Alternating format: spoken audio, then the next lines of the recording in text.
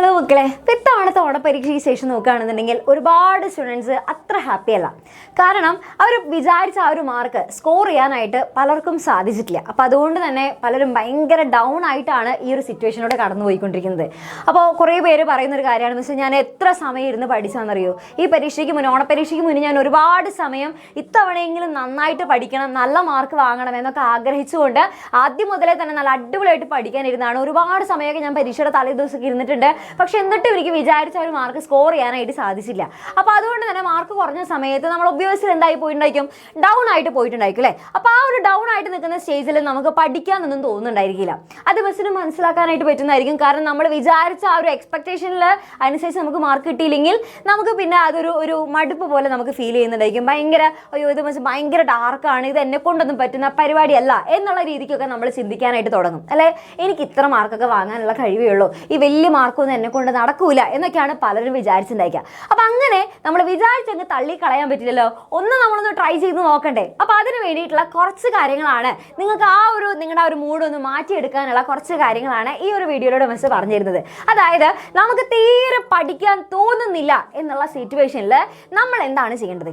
Okay, ready ആണല്ലോ. അപ്പോൾ ഇപ്പോൾ മിസ് ഇതേപോലെ ഒരു സ്റ്റുഡൻ്റ് ആണെന്ന് വിചാരിക്കാം. ഓക്കെ, അപ്പോൾ മിസ്സിന് ഇതേപോലെ തന്നെ തീരെ പഠിക്കാൻ തോന്നുന്നില്ല, മൊത്തത്തിൽ മടുത്തിരിക്കുകയാണ്, ഒന്നും ഒരു രക്ഷയില്ല, പഠിക്കാൻ ഇരിക്കാനേ പറ്റുന്നില്ല. അപ്പോൾ അങ്ങനെയാണെന്നുണ്ടെങ്കിൽ മിസ് ചെയ്യുന്ന കുറച്ച് കാര്യങ്ങൾ പറഞ്ഞുതരാം. അതിൽ ഒന്നാമത്തെ കാര്യം എന്താണെന്ന് വെച്ച് കഴിഞ്ഞാൽ, ഒന്നാമത്തെ കാര്യം ഇത്രയുള്ളൂ മക്കളെ, അതായത് ചേഞ്ച് യുവർ ലൊക്കേഷൻ. അതായത് മിസ് ഇപ്പോൾ ഓൾറെഡി പഠിച്ചുകൊണ്ടിരിക്കുന്ന അല്ലെങ്കിൽ നിങ്ങളിപ്പോൾ ഓൾറെഡി പഠിച്ചുകൊണ്ടിരിക്കുന്ന ആ ഒരു ലൊക്കേഷൻ ഏതാണെന്ന് വെച്ച് കഴിഞ്ഞാൽ അത് നമ്മൾ വീണ്ടും അതേ സ്ഥലത്ത് തന്നെ വീണ്ടും ഇങ്ങനെ കണ്ടിന്യൂ ചെയ്തിരിക്കുകയാണെന്നുണ്ടെങ്കിൽ നമുക്കൊരു ബോറിംഗ് ആയിട്ടൊക്കെ നമുക്ക് ഫീൽ ചെയ്യും. അപ്പോൾ അങ്ങനെയാണെങ്കിൽ നിങ്ങൾ എന്ത് ചെയ്തോ, ജസ്റ്റ് ഒന്ന് ലൊക്കേഷൻ ഒന്ന് മാറ്റി പിടിച്ചോ. അതായത് നിങ്ങൾ പഠിക്കാനിരിക്കുന്ന സ്ഥലം ജസ്റ്റ് ഒന്ന് മാറ്റി വെച്ചോ. അതിപ്പോൾ ഏത് സ്ഥലമായാലും കുഴപ്പമില്ല. അതായത് അത്യാവശ്യം നല്ല വെളിച്ചമൊക്കെ കിട്ടുന്ന ഒരു സ്ഥലമാണെന്നുണ്ടെങ്കിൽ ഒരു പ്രശ്നമില്ല, അടിപൊളി. അപ്പോൾ ഇതിന് വേണ്ടിയിട്ട് വലിയൊരു സ്റ്റഡി റൂം തന്നെ വേണം അങ്ങനെയൊന്നും മിസ് പറയുന്നില്ല. ജസ്റ്റ് നമ്മൾ പഠിക്കാനായിട്ട് നമ്മുടെ വീട്ടിൽ ഏതെങ്കിലും ഒരു മൂലയായാലും മതി, നോ പ്രോബ്ലം. ഓക്കെ, അപ്പം അത് നല്ല നീറ്റ് ആൻഡ് ക്ലീൻ ആക്കിയിട്ട് വെക്കാനായിട്ട് നോക്കുക. അതിന് ഒരുപാട് പൈസ ചെലവിൻ്റെ ഒന്നും ആവശ്യമില്ലല്ലോ. നമ്മൾ നമ്മുടെ വീടിൻ്റെ ഒരു മൂലയ്ക്കോ അല്ലെങ്കിൽ ഏതെങ്കിലും ഒരു ഭാഗത്ത് എന്ത് ചെയ്യുക, ബാൽക്കണിയോ അങ്ങനെ ഏത് ഭാഗമാണെന്ന് വെച്ച് കഴിഞ്ഞാൽ നമുക്ക് പഠിക്കാനായിട്ടൊന്ന് സെറ്റപ്പ് ആക്കാം. ഓക്കെ, അപ്പോൾ അതിൽ ഒരുപാട് ഡിസ്ട്രാക്ഷൻസ് ഒക്കെ ഉള്ള സ്ഥലങ്ങളൊക്കെ എന്ത് ചെയ്യുക, മാക്സിമം അവോയ്ഡ് ചെയ്തിട്ട് നല്ല കാം ആൻഡ് ക്വയറ്റ് ആയിട്ടുള്ള സ്ഥലം നോക്കിയിട്ട് എന്ത് ചെയ്യുക, സെലക്ട് ചെയ്യാം. ഓക്കെ, അപ്പോൾ നമ്മൾ ഫസ്റ്റത്തെ പരിപാടി എന്താണ്, ലൊക്കേഷൻ നമ്മൾ ചേഞ്ച് ചെയ്തു. ഇനി രണ്ടാമത്തെ പരിപാടി എന്താണ്, അപ്പോൾ തന്നെ നമുക്കൊരു ഫ്രഷ് ആയിട്ട് ഒരു സ്റ്റാർട്ടിങ് നമുക്ക് കിട്ടി അല്ലേ. ലൊക്കേഷൻ മാറ്റിയപ്പോൾ നമുക്കൊരു ഫ്രഷ്നെസ് ഒക്കെ നമുക്ക് ഫീൽ ചെയ്തു. അതേപോലെ തന്നെ ഓക്കെ ഇനി നമ്മൾ പുതിയൊരു തുടക്കമാണ് എന്നുള്ള രീതിക്ക് നമ്മുടെ മൈൻഡിന് തന്നെ നമുക്ക് തോന്നും. ഓക്കെ, പിന്നെ അടുത്ത് എന്ത് ചെയ്യണം, നമ്മൾ ഡിസ്ട്രാക്ഷൻസ് ഒക്കെ മാക്സിമം അവോയ്ഡ് ചെയ്യുക. അപ്പം നമുക്കിങ്ങനെ നോട്ടിഫിക്കേഷൻ ഇങ്ങനെ ടിങ് ടിങ് ടിങ് എന്നൊക്കെ പറഞ്ഞിട്ട് ഇങ്ങനെ കാണുമ്പോഴാണ് നമുക്കിങ്ങനെ അതെന്താ വന്നത്, ആരോ മെസ്സേജ് അയച്ചെന്നൊക്കെ നമുക്ക് നോക്കാനായിട്ടുള്ള ടെൻഡൻസി വരാം. അപ്പോൾ മാക്സിമം എന്താ ചെയ്യുക, നോട്ടിഫിക്കേഷൻ ഒക്കെ ഓഫ് ആക്കി വെക്കുക നമ്മൾ ക്ലാസ് ഒക്കെ കാണുന്ന സമയത്ത്. കാരണം മെജോറിറ്റി സ്റ്റുഡൻസും ഓൺലൈൻ ക്ലാസ്സുകളൊക്കെ കാണുന്ന കുട്ടികളാണ്. അപ്പോൾ അതുകൊണ്ട് തന്നെ എന്ത് ചെയ്യുക, നോട്ടിഫിക്കേഷൻ ഒക്കെ ഓഫ് ആക്കി വെക്കുക. പിന്നെ അതേപോലെ നമുക്ക് ആവശ്യമില്ലാത്ത ആപ്പുകളൊക്കെ ആണെന്നുണ്ടെങ്കിൽ നമുക്കതൊക്കെ ബ്ലോക്ക് ചെയ്ത് വെക്കാനായിട്ടുള്ള, അതായത് എപ്പോഴാണ് നമ്മൾ പഠിക്കുന്ന സമയത്തേക്ക് എന്ത് ചെയ്യുക, ബ്ലോക്ക് ചെയ്ത് വെക്കാനായിട്ടുള്ള സൗകര്യങ്ങളൊക്കെ ഇപ്പോൾ അവൈലബിൾ ആണ്. അല്ലെങ്കിൽ ഇത്ര സമയത്തേക്ക് ബ്ലോക്ക് ആക്കി വെക്കുക എന്നുള്ളതൊക്കെ നമുക്ക് ചെയ്യാനായിട്ട് പറ്റും. അപ്പോൾ അതുകൊണ്ട് തന്നെ എന്ത് ചെയ്യുക, അങ്ങനെ ആപ്പ് ബ്ലോക്ക് ചെയ്ത് വെക്കുക. നിങ്ങൾക്ക് അങ്ങനെ ഏതെങ്കിലുമൊക്കെ ആപ്പ് നിങ്ങൾക്ക് എടുത്ത് നോക്കാനുള്ള ടെൻഡൻസി ഒക്കെ ഉണ്ടെന്നുണ്ടെങ്കിൽ അങ്ങനെ നിങ്ങൾക്ക് ചെയ്ത് നോക്കാം. അങ്ങനെ മാക്സിമം നമ്മൾ ഡിസ്ട്രാക്ഷൻസ് ഫുള്ള് നമ്മൾ അവോയ്ഡ് ചെയ്തു. ഓക്കെ, പിന്നെ അടുത്ത് നിങ്ങൾക്ക് ചെയ്യാൻ പറ്റുന്നത് വെച്ച് കഴിഞ്ഞാൽ നമ്മൾ ഓൾറെഡി ചെയ്തിരുന്ന ആ ഒരു സ്റ്റഡി അല്ലെങ്കിൽ ആ ഒരു സ്റ്റഡി മെത്തേഡ് നമ്മൾ എന്ത് ചെയ്യുക, മാറ്റി വയ്ക്കാം. ഓക്കെ, ചിലർ കുറേ നേരമൊക്കെ ഇരുന്ന് പഠിക്കുന്നുണ്ടായിരിക്കും. അപ്പം അങ്ങനെ കുറേ നേരം ഇരുന്ന് പഠിച്ചിട്ട് മിസ്സിനോട് പറഞ്ഞില്ല, ഇപ്പം മുന്നേ കുറേ പേര് പറയുന്നതാണ്, മിസ്സിന് എത്ര നേരം ഇരുന്ന് പഠിച്ചാൽ എന്നിട്ടും കിട്ടുന്നില്ല എന്നൊക്കെ. അപ്പം അങ്ങനെ എത്ര നേരം നമ്മൾ പഠിച്ചു എന്നുള്ളതിലല്ല കാര്യം, അത് എത്രമാത്രം നമുക്ക് നമ്മുടെ തലയിൽ കയറി എന്നുള്ളതും കൂടെ നമ്മൾ നോക്കണം അല്ല. അപ്പം അതുകൊണ്ട് തന്നെ എൻ്റെ കുട്ടികൾ എന്ത് ചെയ്യുക, നിങ്ങളുടെ പഠിക്കുന്ന ആ ഒരു രീതിയിലൊന്ന് മാറ്റം വരുത്തി നോക്കുക. അപ്പോൾ ഒന്നുമില്ലെങ്കിൽ നമുക്ക് വേണമെന്നുണ്ടെങ്കിൽ 3-to-1 ടെക്നിക്ക് നോക്കാം. അതായത് 3 വട്ടം നന്നായിട്ട് വായിക്കുക ഒരു ടോപ്പിക്ക്. അതിനുശേഷം നമ്മൾ 2 വട്ടം അതെന്ന് ബുക്കൊക്കെ അടച്ച് വെച്ചിട്ട് നന്നായിട്ട് നമുക്ക് റീസൈറ്റ് ചെയ്ത് നോക്കുക. അതായത് നമ്മളൊന്ന് പറഞ്ഞു നോക്കുക, നമുക്കത് കിട്ടുന്നുണ്ടോ എന്നുള്ളത് നോക്കുക. ഇനി അതിനുശേഷം 1 വട്ടം എന്ത് ചെയ്യുക, എഴുതി നോക്കുക. അതാണ് നമ്മുടെ 3-to-1 ടെക്നിക്ക് എന്ന് പറയുന്നത്. അപ്പോൾ അത് വേണമെങ്കിൽ ചെയ്ത് നോക്കാം. അല്ലെങ്കിൽ നമ്മൾ പോമഡാറോ ടെക്നിക്ക്, അതായത് 20 അല്ലെങ്കിൽ 25 മിനിറ്റ്സ് പഠിക്കാനിരിക്കുക. ദെൻ അതിനുശേഷം 5 മിനിറ്റ്സ് ബ്രേക്ക് എടുക്കുക. വീണ്ടും ഒരു 20 അല്ലെങ്കിൽ 25 മിനിറ്റ്സ് കറക്റ്റായിട്ട് നല്ല വൃത്തിയോടുകൂടെ പഠിക്കുക. അങ്ങനെ ഇടയ്ക്ക് ബ്രേക്ക് എടുത്ത് പഠിക്കാം. അങ്ങനെ ബ്രേക്ക് എടുത്ത് പഠിക്കുകയാണെങ്കിൽ നമുക്ക് എന്ത് ചെയ്യില്ല, നമുക്ക് ഭയങ്കര ഒരു മടുപ്പൊന്നും നമുക്ക് ഫീൽ ചെയ്യാം. ഓക്കെ, പിന്നെ അതേപോലെ തന്നെ അടുത്തത് നമുക്കിപ്പോൾ നമ്മൾ ഒറ്റയ്ക്ക് പഠിച്ചിരുന്നിട്ട് നമുക്ക് ശരിയാവുന്നില്ല എന്നൊക്കെ തോന്നുകയാണെന്നുണ്ടെങ്കിൽ നമുക്ക് എന്ത് ചെയ്യാം, നമ്മുടെ കൂടെ അതേ എനർജിയിൽ അല്ലെങ്കിൽ നമ്മളെ പഠിക്കാനായിട്ട് മോട്ടിവേറ്റ് ചെയ്യുന്ന തരത്തിലുള്ള ഒരു ഫ്രണ്ട് നിങ്ങൾക്ക് ഉണ്ടെന്നുണ്ടെങ്കിൽ ആ ഫ്രണ്ടിൻ്റെ കൂടെ നിങ്ങൾക്ക് എന്ത് ചെയ്യാം, അടിപൊളിയായിട്ട് നിങ്ങൾക്ക് ഒരുമിച്ചിരുന്ന് നിങ്ങൾക്ക് പഠിക്കാം. അപ്പോൾ ഈ ഫ്രണ്ട്സിനെ വിളിക്കുന്ന സമയത്ത് 3-ൽ കൂടാതെ നിങ്ങൾ നോക്കി. കാരണം 3-ൽ കൂടി കഴിഞ്ഞ് കഴിഞ്ഞാൽ ഒബ്വിയസ്ലി അതെന്തായിരിക്കും, പഠനം പോയിട്ട് അതൊരു അല്ലേ മറ്റിങ്ങനെ ഒരു എന്താ പറയുക അങ്ങോട്ടും ഇങ്ങോട്ടും പരദോഷമൊക്കെ പറഞ്ഞ് ഗോസിപ്പുകളൊക്കെ പറഞ്ഞ് അങ്ങനെ നമ്മളിങ്ങനെ കളിച്ചും ചിരിച്ചും തമാശയ്ക്കും പിന്നെ പഠിക്കുന്നു വേണ്ട നമുക്ക് വർത്താനം പറഞ്ഞിരിക്കുക എന്നുള്ള ലെവലിലൊക്കെ ആയിപ്പോവും. അപ്പോൾ അതുകൊണ്ട് അങ്ങനെ അവരുടെ എന്ത് ചെയ്യുക, ഒരുമിച്ചിരുന്ന് പഠിക്കാനായിട്ട് നോക്കുക. പിന്നെ അപ്പോൾ അത് 3-ൽ കൂടരുതിട്ടോ ആൾക്കാരെ, ഇത്ര മതി. ഓക്കെ, അപ്പോൾ അങ്ങനെയാണെന്നുണ്ടെങ്കിൽ അതും നമ്മുടെ മെയ്റ്റിനെ സെലക്ട് ചെയ്യുന്ന സമയത്ത് നമ്മൾ എന്ത് ചെയ്യും, ശ്രദ്ധിക്കണം. അതായത് അത്യാവശ്യം നമ്മളെ മോട്ടിവേറ്റ് ചെയ്യുന്ന ഒരാളായിരിക്കണം. ഓക്കെ, അപ്പോൾ അങ്ങനെയുള്ള ഒരു സ്റ്റുഡൻറ്റിന് വേണ്ടി നമ്മൾ സെലക്ട് ചെയ്യുക, ഒരുമിച്ചിരുന്ന് പഠിക്കാം. ഓക്കെ, പിന്നെ അതേപോലെ തന്നെ തീരെ പഠിക്കാൻ തോന്നാത്തൊരു സന്ദർഭത്തിൽ നമുക്ക് എന്ത് ചെയ്യാം, ഈ ഒരു 5 മിനിറ്റ് റൂൾ നമുക്ക് ഉപയോഗിക്കാം. അതായത് നമ്മുടെ മൈൻഡിന് നമ്മൾ പറഞ്ഞ് മനസ്സിലാക്കാം, 5 മിനിറ്റ് മാത്രമേ ഞാൻ പഠിക്കാതിരിക്കുന്നുള്ളൂ.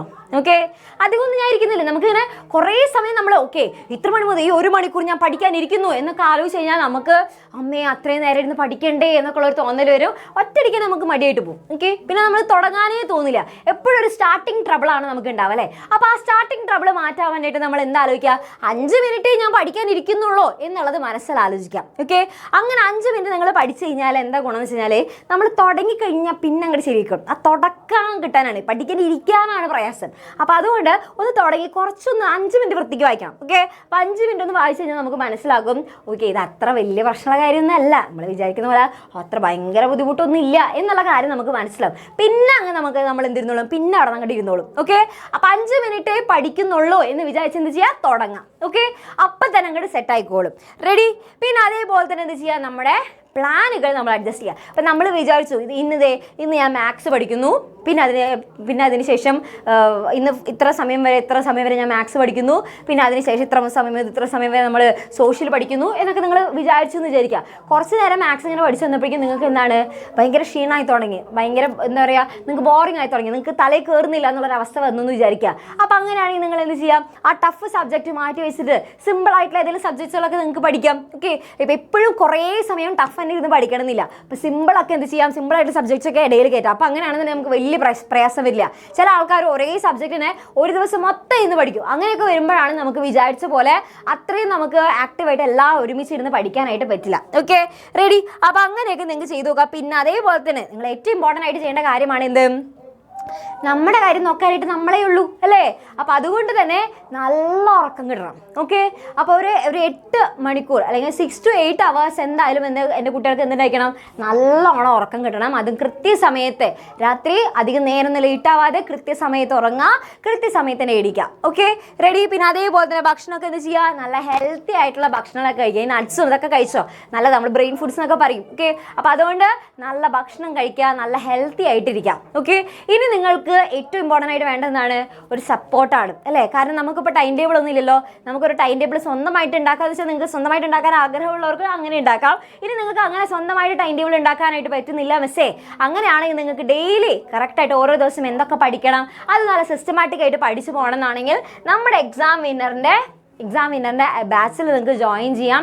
അപ്പോൾ ബാച്ചിൽ ജോയിൻ ചെയ്യാനുള്ള നമ്പർ ഇവിടെ താഴെ കൊടുത്തിട്ടുണ്ട്.